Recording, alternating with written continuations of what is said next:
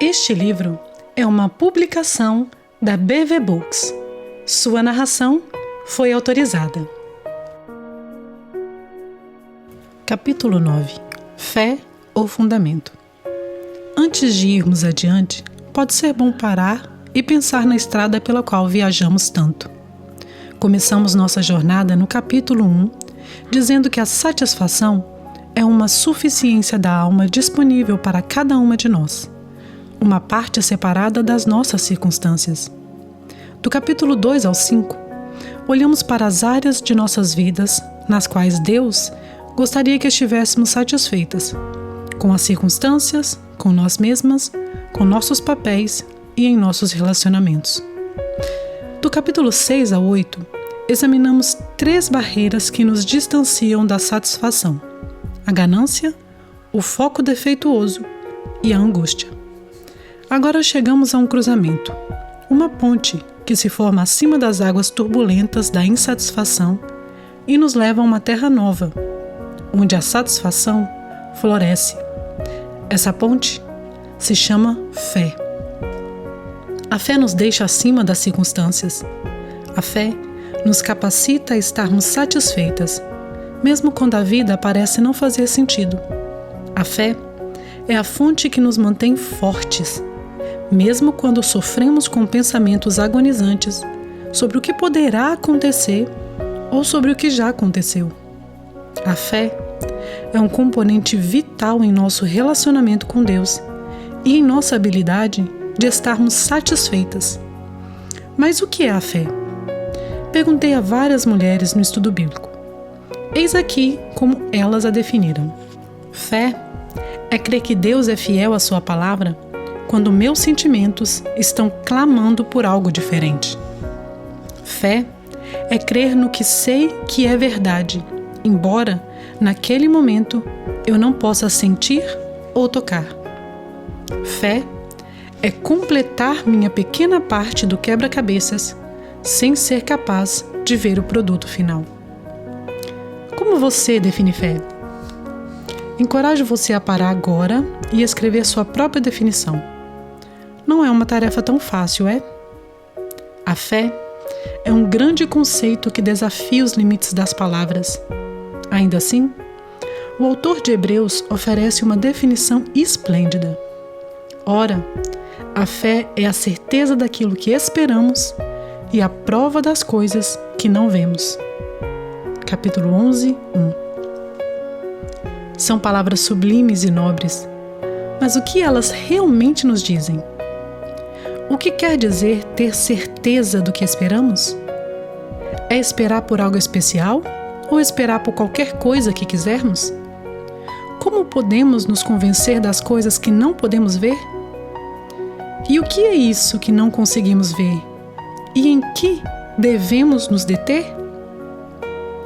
Para responder a estas perguntas, devemos primeiro entender o significado da palavra certeza relacionada à fé. No ano de 1900, estudiosos descobriram milhares de cartas, recibos e outros documentos de uma colônia grega de 2000 anos. A palavra certeza apareceu muitas vezes. Literalmente traduzida quer dizer título de propriedade. Um título de propriedade é algo que pertence a alguém. Jodi e eu temos o título de propriedade de nossa nova casa. Esse título diz que ela nos pertence, enquanto pagarmos nossas dívidas mensais. Assim como esse título, a fé é algo que pertence a nós, é nossa. Mas temos que fazer mais do que possuí-la intelectualmente. Devemos colocá-la em nossos corações. A fé não é algo a ser considerado à distância, mas é algo a que nos lançamos, coração, mente e alma. Para entender melhor, imagine-se com um grupo de pessoas no topo das cataratas do Niágara. Uma corda bem fina está esticada acima das águas. Naquela corda está um homem com um carrinho de mão. No carrinho de mão há um cachorro, São Bernardo, enorme e pesado.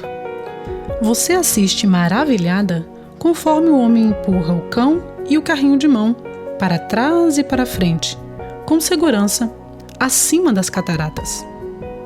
Depois de 5 viagens de sucesso, o homem se volta para o público e diz: eu consigo facilmente carregar um homem e uma mulher acima das cataratas neste carrinho de mão. Você acredita? Aí você pensa, sem problemas. Afinal de contas, a maioria das pessoas pesa menos do que aquele cachorro enorme e não se mexeriam tanto no carrinho. Enquanto você concorda determinadamente com a cabeça, afirmando que o homem poderia fazer tal coisa outra vez, ele aponta para você e diz: então venha. Uma coisa é crer em Deus. Outra coisa é se colocar em uma posição de verdadeira confiança. Esta é a distinção entre a fé intelectual e a fé sincera. O que é preciso para que você entre no carrinho de mão? Ajudaria se você estivesse certa de que o carrinho a aguentaria e que a corda estivesse firme? E você estaria mais propenso a entrar se acreditasse que o homem empurrando você é realmente confiável, que ele tem habilidade para lhe atravessar e que ele quer lhe manter a salvo. Portanto, entrar no carrinho requer fé. Deus não nos pede para termos uma fé cega, mas uma fé despreocupada, uma fé que confie nele completamente. Através de sua palavra, Deus revela de todo o coração muito sobre quem Ele é, quais são os seus planos e o que Ele quer de nós. Conforme o vemos e o conhecemos, Ele nos motiva: confie em mim. Centenas de vezes na Bíblia, Deus implora para crermos nele. Tendemos a crer numa escala de cinza, mas com Deus é tudo ou preto ou branco. Ou confiamos ou não confiamos nele. Ou estamos com ele ou contra ele. Ou estamos no carrinho de mão ou estamos do lado de fora. Enquanto eu pensava sobre a fé verdadeira que exige a entrega de corpo e alma, 2 reflexões vieram à minha mente. A fé está fundada no caráter de Deus. A fé está baseada na palavra de Deus e não nos nossos sentimentos. Vamos olhar esses pensamentos mais de perto. A fé está fundada no caráter de Deus. Algumas pessoas acreditam que não importa no que você tem fé. O importante é que você a tenha. 30 anos atrás, tive uma conversa estranha com uma jovem estudante. E foi mais ou menos assim. Não importa em que você acredita, disse Jenny. É o crer que me ajuda. Explica o que você quer dizer com isso, eu respondi. Em que você acredita? Em qualquer coisa. Nesse momento eu acredito em uma pedra grande que está no meu quintal. Desculpe-me, mas uma pedra grande te ajuda? Sim. Se eu acreditar o suficiente nela, se eu tiver fé de que ela vai me ajudar, ela vai. Eu fico na frente dela, fecho os meus olhos e apenas creio que ela me dará força. Expliquei a Jenny que a chave para a fé é o objeto dela. Cristo é o confiável objeto de fé, mas Jenny queria acreditar na pedra. As pedras são convenientes para se acreditar. Elas não esperam nada, não ordenam nada. Nenhuma obediência é esperada dos que acreditam em pedras.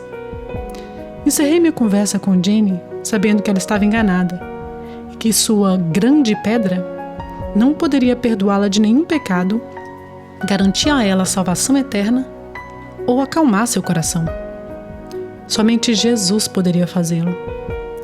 A Bíblia nos diz: o Senhor é o meu rochedo e o meu lugar forte e o meu libertador, o meu Deus, a minha fortaleza, em quem confio, o meu escudo, a força da minha salvação e o meu alto refúgio. Salmos 18:2. Deus é digno de ser objeto de nossa fé por causa do seu incrível caráter.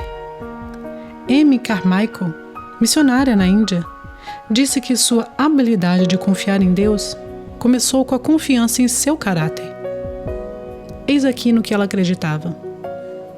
Deus é, antes de tudo, um Pai amoroso. Deus está no controle e tudo o que Ele permitia em sua vida era para o bem dela. Como uma pequena criança, ela se jogou para Deus pela confiança nele, e Ele foi capaz de carregá-la através de todas as coisas. A confiança no caráter de Deus capacitou Amy a aconchegar-se em seus braços e a crer nele inteiramente. A confiança no caráter de Deus nos capacita a nos entregarmos completamente aos seus cuidados. Como poderemos entrar no carrinho de mão se sabemos que não há nada de Deus atrás de nós? É muito mais fácil entrar quando confiamos que o único em que cremos está no controle, é sábio e se importa profundamente conosco.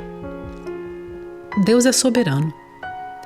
Lembre-se, Deus é o único soberano de todas as coisas. Ele é nossa porção e nosso cálice. Salmos 16:5. Deus está no poder de todo o descontrole em nossas vidas, do que não podemos ver, do que não nos faz sentido e do que não entendemos. Deus diz que Ele vê cada pardal e conta cada fio de cabelo em nossas cabeças. Não se vendem 2 pardais por uma moedinha? Contudo, nenhum deles cai no chão sem o consentimento do Pai de vocês. Até os cabelos da cabeça de vocês estão todos contados. Mateus 10, 29 e 30. Se Deus meticulosamente numerou cada fio de cabelo de nossas cabeças, Ele certamente conhece todos os problemas de nossas vidas. Tudo que Deus decreta é para o nosso bem. Efésios 1, 11 e Romanos 8, 28. Em meio a um grande problema e a dúvida, Jó enfaticamente afirmou: sei que podes fazer todas as coisas. Nenhum dos teus planos pode ser frustrado. Jó 42, 2. Se esses versículos são verdadeiros, e eles são, logo nenhuma dificuldade, dor ou tribulação acontece conosco por acaso. Não há acidentes, enganos e nenhum erro de cálculo. Tudo está sob seu controle soberano e nada é permitido além do que o que Ele decretou. E o que Ele decretou é planejado para nosso bem e para a sua glória. Sua soberania absoluta significa que eu posso confiar nele sem nenhuma dúvida. Saber que Deus está no controle me faz confiar nele mais facilmente. Também ajuda a saber que Ele é sábio. Deus é sábio. A palavra sabedoria na Bíblia é a tradução de uma palavra hebraica que significa habilidade. Aplicada a Deus, ela quer dizer que Ele tem a habilidade necessária para nos direcionar em toda e qualquer situação. Se você estivesse doente, quem você chamaria? Um médico ou um mecânico? É claro que você chamaria um médico, pois é ele quem tem os instrumentos, o conhecimento e os equipamentos necessários para fazer você se sentir melhor. Deus é o grande médico. Ele é Jeová Rafá, aquele que cura.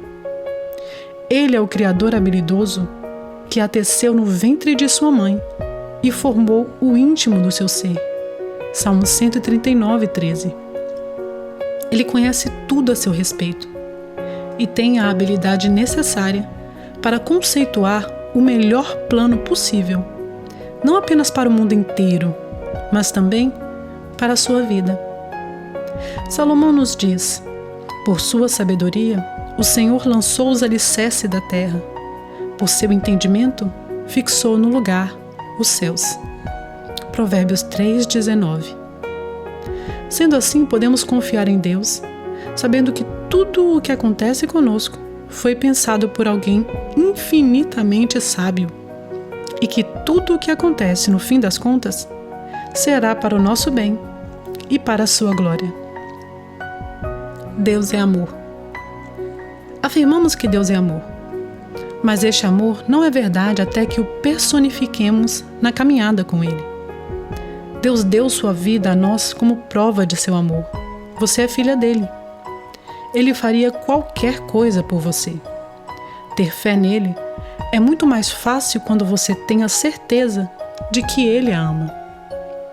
Oro para que vocês, arraigados e alicerçados em amor, possam, juntamente com todos os santos, compreender a largura, o comprimento, a altura e a profundidade, e conhecer o amor de Cristo, que excede todo o conhecimento, para que vocês sejam cheios de toda a plenitude de Deus.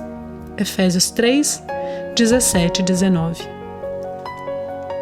Jeremias 31:3 diz que Deus a ama com um amor sem fim.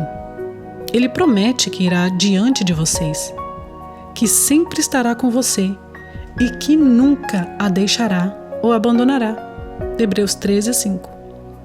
Ele diz em Romanos 8, 38 e 39 que nada, nem a morte, nem a vida, nem anjos, nem demônios, nem o presente, nem o futuro, nada em toda a criação é capaz de separar você do amor de Deus, que está em Cristo Jesus. Você acredita que Deus a ama? Você diz: eu quero acreditar, mas não posso ver Deus. Como posso saber que seu amor por mim é real? É aí que entra a fé. Confie no caráter dele. Entre no carrinho. Tenha certeza do que você espera e convença-se do que não pode ver. Depois, deixe que ele te guie, colocando sua fé na palavra e nas promessas dele, não em seus próprios sentimentos. Fé na palavra de Deus. Agora vamos trocar nosso meio de transporte do carrinho de mão por um trem. Imagine uma ponte sobre as cataratas do Niágara. Essa ponte ainda representa a fé. Na ponte há um trem com uma locomotiva, um vagão carvoeiro e um vagão de passageiros. A locomotiva representa a realidade da palavra de Deus. O vagão carvoeiro é a nossa fé. E o vagão de passageiros são os nossos sentimentos. Seria perda de tempo tentar arrastar o trem pelo vagão dos passageiros. Do mesmo modo, não dependemos dos nossos sentimentos. Depositamos nossa fé na confiança do caráter de Deus e nas promessas da sua palavra. Quando eu leio: o céu e a terra passarão, mas as minhas palavras jamais passarão, em Mateus 24:35, e a palavra do Senhor permanece para sempre, 1 Pedro 1:25, eu percebo que tudo em minha vida pode mudar, mas a palavra de Deus se mantém constante. Posso viver minha vida pela fé, de acordo com sua palavra. Meus sentimentos são fortes, mas a palavra de Deus é mais fiel do que qualquer sentimento. A palavra de Deus é mais fiel do que qualquer experiência. E a palavra de Deus é mais fiel do que qualquer circunstância que eu venha a encarar. Então, como eu deposito minha fé na verdade da palavra de Deus e na caminhada pela fé? A palavra de Deus diz: sabemos que Deus age em todas as coisas para o bem daqueles que o amam, dos que foram chamados de acordo com o seu propósito. Pois aqueles que de antemão conheceu, também os predestinou para serem conformes à imagem de seu Filho, a fim de que ele seja o primogênito entre muitos irmãos. Romanos 8, 28 e 29. Deus declara isso, mas talvez o meu todas as coisas não pareça muito bom. Elas definitivamente não se sentem bem. Sem levar em consideração o que eu posso ver ou como posso sentir pela fé, eu escolho colocar o carvão dentro da locomotiva e não puxar o trem pelo vagão dos passageiros. Deus, tu sabes que meus sentimentos estão desordenados. Eles gritam e clamam que essa situação é terrível e que não há esperança. Deus, espero em ti. Não consigo ver o que estás fazendo, mas confio que tu estás desenvolvendo essa situação para o bem. Eu te agradeço por me prometer usá-la para me fazer mais semelhante a Cristo. É isso que eu quero. Eu apenas não me sinto bem hoje. Fortaleça-me a focar meus olhos em ti e não no que eu posso ver. Todos os heróis no Hall da Fama de Hebreus creram em Deus e em sua palavra, caminhando então pela fé. Vamos observar um deles. Noé não era muito diferente de mim e nem de você. Acredito que havia muitos dias em que ele também queria deixar seu trem para trás. Pela fé, Noé, quando avisado a respeito de coisas que ainda não se viam, movido por santo temor, construiu pela fé uma arca para salvar sua família. Por meio da fé, ele condenou o mundo e tornou-se herdeiro da justiça, que é segundo a fé. Hebreus 11:7. Muitos estudiosos acreditam que nunca havia chovido na terra antes do dilúvio. Noé viveu no meio de um deserto e, ainda assim, decidiu levar 110 anos para construir um grande barco, porque Deus falou para ele que estava vindo um dilúvio. Trata-se de confiar em Deus, baseado no que não se pode ver. O que viver pela fé acarretou a Noé? Trabalhar e suar por 100 anos sem ver nenhuma evidência de tempestade. Ser ridicularizado pelas pessoas da cidade. Ei, maluco, ainda fazendo seu barco? Sofrer a solidão de ser o único homem reto na cidade por mais de um século. Durante todo aquele tempo, Noé não pôde ver as consequências. Tenho certeza de que esses sentimentos causaram nele problemas como os nossos. Muitas de nós foram educadas para viver pelos sentimentos e para reagir de acordo com nossos impulsos e emoções. Como cristãs, rejeitamos a filosofia do "se você sente que é bom, faça" da nossa sociedade. Porém, alguns vestígios desta filosofia ainda se infiltram em nossas almas. Nossa sociedade pragmática nos treinou para crermos apenas no que podemos ver. O problema? Viver pelos sentimentos. Vivemos pelos sentimentos e pelo que podemos ver. O resultado de viver pelos sentimentos? Um coração ansioso. A solução? Viver pela fé. O resultado de viver pela fé? Um coração tranquilo. Meus olhos estão em Jesus ou nos meus problemas? Meus pensamentos estão concentrados na palavra de Deus ou nas circunstâncias? Essas são perguntas que devemos fazer a nós mesmas se quisermos ser mulheres satisfeitas. A fé está em Deus, mas os sentimentos estão no que acontece à nossa volta. A fé espera em quem é Deus e no que Ele prometeu. Assim Noé vivia. Ele acreditou em Deus e em sua palavra e construiu uma arca no meio do deserto que não fazia nenhum sentido, mesmo que um século passasse antes que ele pudesse ver a realidade de sua fé.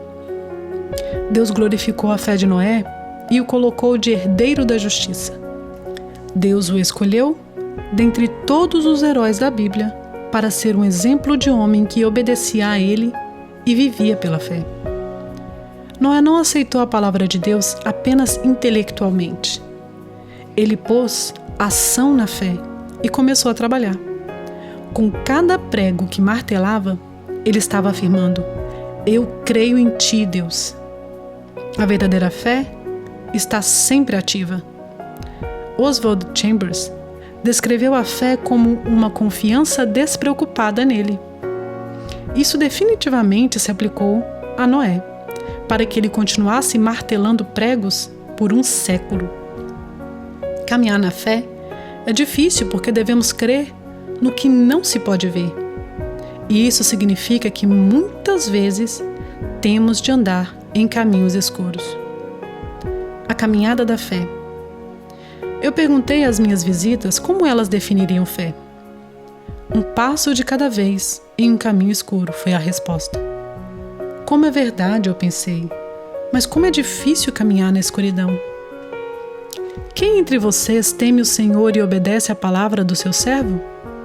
Que aquele que anda no escuro, que não tem luz alguma, confie no nome do Senhor e dependa de seu Deus. Isaías 50:10. Meu problema é que eu prefiro luz às trevas. Mas se consigo ver o que Deus está vendo, como Ele está trabalhando em tudo para o meu bem, então eu não preciso da fé. Mas eu ainda quero ver. Acho que todas temos esse problema. Dizemos que queremos mais fé, mas realmente o que nós queremos é visão. A visão diz: eu vejo o que é bom para mim, então Deus deve ter enviado isso. Mas a fé diz: Deus enviou isto, então deve ser bom para mim. Fé é caminhar em meio à escuridão com Deus, segurando sua mão. Deus não nos deixa imune aos problemas. Ele diz: estarei contigo no problema. No livro de Êxodo, vemos os filhos de Israel acampados à margem do Mar Vermelho. Era noite e tudo estava negro, exceto pela coluna de fogo que ele tinha colocado entre seu povo e os egípcios. Você poderia imaginar o medo deles? As ameaças gritantes do inimigo rompendo a escuridão. O que eles poderiam fazer quando amanhecesse? Cada mãe abraçou seu filho no peito, com medo de aquela ser a última noite deles. Quem poderia imaginar o milagre que esperava por eles? Escondida na passagem está essa pequena frase: o Senhor fez retirar o mar por um forte vento oriental toda aquela noite. Enquanto os israelitas tremiam em seus barcos, o milagre acontecia toda aquela noite. Por estar de noite, eles não puderam ver o que o vento oriental de Deus estava realizando em favor deles. Deus dividiu o Mar Vermelho e eles caminharam em terra seca, rumo à liberdade. Talvez sua vida esteja cheia de escuridão e você não consiga ver nada. Ainda assim, Deus está operando, assim como operou toda aquela noite para os israelitas. O dia seguinte simplesmente manifestou o que Deus havia feito durante a noite. Não se esqueça, minha amiga, que Deus opera durante a noite em sua vida também. A cidade de Bruxelas é conhecida por suas rendas delicadas. Nas famosas lojinhas de renda, há espaços fixos dedicados a afiar as mais delicadas e finas peças. Esses espaços são, em geral, escuros, exceto pela luz de uma pequenina janela que cai diretamente sobre a peça. Apenas um fiadeiro se senta no quarto vazio, em um lugar onde o estreito facho de luz cai sobre os fios da tecelagem. A renda é sempre mais delicada e um tecido mais bonito quando o que trabalha com ela está no escuro e a pouca luz recai apenas em sua peça. Enquanto Deus tece sua estampa no pano de nossas vidas, algumas vezes nós nos sentamos no quarto escuro. A escuridão parece sufocante. Não conseguimos entender o que Deus faz lá e o que há de bom na escuridão. Ainda assim, se colocarmos o foco em nosso fiel tecelão, descobriremos algum dia que as obras mais delicadas de nossas vidas foram feitas naqueles dias de escuridão. Ao olhar para o que se passou em minha vida, meus momentos de maior intimidade com Ele vieram da escuridão. As lições que Ele colocou em meu coração quando pairavam nuvens negras no ar são as únicas que acalmaram meu coração. Sim, a fé é difícil, mas nossa fé agrada a Deus. Hebreus 11:6. E não caminhamos sozinhos. Nosso sábio, soberano e amável Senhor caminha conosco. Onde Deus pediu para que você caminhasse pela fé? Ele pediu a você para confiar nele com uma doença, um filho, uma crise financeira, um marido ou a falta de um marido? Você confia em Deus e em sua palavra ou confia apenas no que pode ver? Onde estão seus olhos? Suas respostas determinarão se você tem um coração ansioso ou se seu coração está em paz. Pai, eu estou fraca. Quero confiar em Ti, mas é tão difícil caminhar pela fé quando eu não consigo ver o que Tu estás fazendo. Tu és minha rocha firme. Eu desejo apenas a Ti. Quero crer em Ti para o que não entendo, para o que não vejo e para o que não faz sentido. Dê-me forças, através do Teu Espírito Santo, para martelar os pregos em minha arca. Que eu possa ser alguém que agrade a Ti por caminhar pela fé. Ildico. Eu estava nervosa ao me preparar para minha primeira viagem pelo leste europeu. Seria eu capaz de me relacionar com as mulheres? No momento em que encontrei minha tradutora, Ildico, me senti mais calma. Conforme eu falava, fui entendendo que mulheres são mulheres em todo o mundo. As tão queridas húngaras riam das mesmas piadas e choravam das mesmas histórias que eu contava para meu público americano. Foi muito bom ensinar com Ildico ao meu lado. Com o passar dos anos, Ildico e eu viramos amigas e tive a oportunidade de observar sua família. Ela e seu marido, Geza, lutavam diariamente contra um regime totalitarista que negava a liberdade com uma mão e controlava a vida com a outra. A fé cristã deles era a coisa mais importante de suas vidas. Eles viviam na fé e dividiam a boa nova de Cristo com outras pessoas. Até mesmo a filha deles, Júlia, de 4 anos, falou às amiguinhas sobre Jesus. Em um verão de férias nas montanhas de Matra, Júlia perguntou a uma senhora: "Você conhece Jesus? Você vai para o céu?" A mulher respondeu: "Quem te ensinou essas coisas?" Como professora de marxismo e leninismo na universidade, ela estava apavorada por uma criança ser ensinada sobre esses mitos ridículos. O medo invadiu o coração de Ildico quando soube da discussão de Júlia. E se a professora chamasse as autoridades? O medo invadiu o coração de Ildico quando seu marido, com muita coragem, proclamou sua fé em seu escritório na faculdade. E o maior "e se" aconteceu. Geza perdeu seu emprego como engenheiro e virou porteiro. Agora, os "e se" inundaram o coração de Ildico. E se ela também perdesse o emprego? E se não tivesse dinheiro suficiente para as necessidades da família? Ela decidiu ficar quieta sobre sua fé. Depois de algumas semanas, Ildico se sentiu envergonhada por temer mais ao homem do que a Deus e por não ter confiado a ele a situação financeira de sua família. Ela implorou ao Senhor para que ele a perdoasse. "Querido Deus, por favor, me dê uma oportunidade de falar sobre Ti para minha chefe." Deus deu a chance a ela poucos dias depois. Mesmo que sua posição fosse alterada como resultado, Ildico regozijou. Ela tinha confiado nele e superado os "e se".